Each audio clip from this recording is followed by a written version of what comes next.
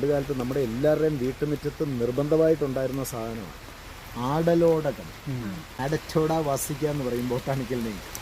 2 variety ഉണ്ട് ആടലോടകം, ചിറ്റാടലോടകവും വലിയ ആടലോടകം. ഇത് വലുതാണ്. വെറൈറ്റി ഉണ്ട് തുളസിയിൽ: കരിന്തുളസി, കൃഷ്ണതുളസി, രാമതുളസി, ഓമതുളസി, കർപ്പൂര തുളസി, മലം തുളസി, കാട്ടുതുളസി.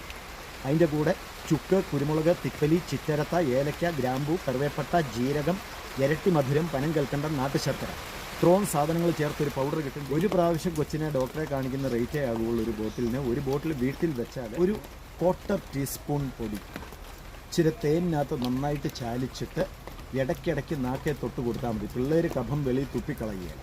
അത് നാച്ചുറലായിട്ട് അലിഞ്ഞ് മോഷൻ വഴി പൊക്കോളും. ബ്രീത്തിങ് സിസ്റ്റത്തിൻ്റെ സ്ട്രെങ്തും ഇലാസ്റ്റിസിറ്റിയും കൂട്ടും. നല്ല പ്രിവെൻഷൻ പവറും കിട്ടും. നമുക്കാണെങ്കിൽ 1 ടീസ്പൂൺ പതുക്കെ ഉമിനീരിൽ അലിയിച്ചിറക്കിയിട്ട് 1 ഗ്ലാസ് ചൂട് വെള്ളം കുടിച്ചാൽ മതി.